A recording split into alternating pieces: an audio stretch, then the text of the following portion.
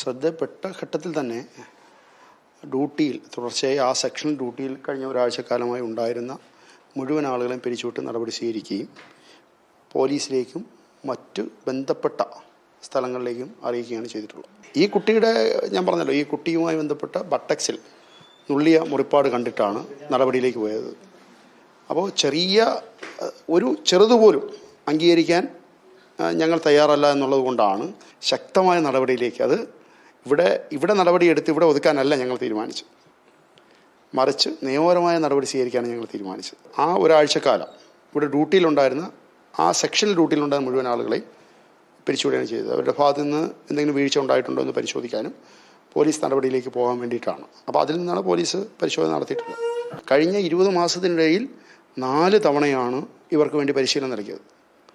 വിവിധ ഘട്ടങ്ങളിൽ കുട്ടികളെ പരിചരിക്കുന്ന രീതിയെ സംബന്ധിച്ച്, വിവിധ വിഷയങ്ങളെ സംബന്ധിച്ച്. അതിൽ ഏറ്റവും ഒടുവിൽ നൽകിയ ക്ലാസ്സിനകത്ത് ചൈൽഡ് ഡെവലപ്മെൻറ്റ് സെൻറ്റർ CDCയിലടക്കം എത്തി അവിടെ പ്രാക്ടിക്കലടക്കം ഞങ്ങൾ നൽകേണ്ടായി. അപ്പോൾ അത്തരം പരിശീലനമൊക്കെ നൽകാറുണ്ട്. അപ്പോൾ അത്തരം പരിശീലനമൊക്കെ നൽകിയിട്ടാണ് ഇത്തരം ചെറിയ വീഴ്ചകൾ ഉണ്ടാകുന്നത്. ആ ചെറിയ വീഴ്ച പോലും ഞങ്ങൾ അംഗീകരിക്കാൻ തയ്യാറല്ല എന്നുള്ളത് അതിൻ്റെ ഏറ്റവും വലിയ ഉദാഹരണം തെളിവ് കൂടിയാണിത്. അപ്പോൾ ആ പരിശീലനത്തെ പരിഷ്കരിക്കുന്നതിനെ സംബന്ധിച്ചൊക്കെ ഞങ്ങൾ ആലോചിക്കും. മറ്റു കാര്യങ്ങൾ പോലീസിൻ്റെ കോടതിയുടെ മുന്നിലിരിക്കുന്നതാണ്.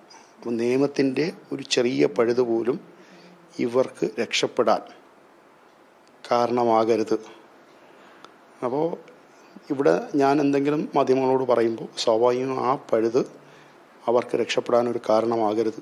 ശ്രദ്ധപ്പെട്ടപ്പോൾ തന്നെ ഞങ്ങൾ എന്ത് ചെയ്തു, മെഡിക്കൽ എടുക്കാനും നിയമപരമായ നടപടി സ്വീകരിക്കാനും ഞങ്ങൾ തീരുമാനിച്ചു പോയി എന്നുള്ളത്. കുട്ടി വളരെ ഹെൽത്തിയാണ്, ഓക്കെയാണ്. ആ സമയത്ത് കുട്ടിക്ക് വലിയ പ്രശ്നവും പ്രയാസമൊന്നും ഉണ്ടായിരുന്നില്ല.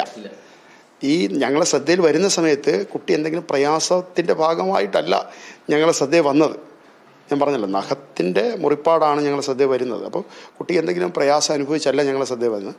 ഞങ്ങൾ കുട്ടിയെ കുളിപ്പിക്കാൻ എടുക്കുന്ന സമയത്ത് മറ്റോ നഖത്തിൻ്റെ പാട് ശരീരത്തിൽ കണ്ടു, ബട്ടക്സിലാണ് കണ്ടത്. അപ്പോൾ തന്നെ എന്ത് ചെയ്തു, ഞങ്ങൾ ശ്രദ്ധയിലേക്ക് വരുന്നു. അപ്പോൾ തന്നെ ഞങ്ങൾ നിയമപരമായ നടപടിയിലേക്ക് പോകുന്നു. അല്ലെങ്കിൽ ഇവിടെ സ്വാഭാവികം ഇതിവിടെ മറച്ചു വെച്ച് ഇവിടെ അവസാനിപ്പിക്കാമായിരുന്നല്ലോ. അത് അങ്ങനെ മറച്ചു വെച്ച് അവസാനിപ്പിക്കേണ്ടതല്ല. തീർച്ചയായും ഇവിടെ കുട്ടികളെ പരിചരിക്കുന്ന താൽക്കാലിക ജീവനക്കാർ തന്നെയാണ്.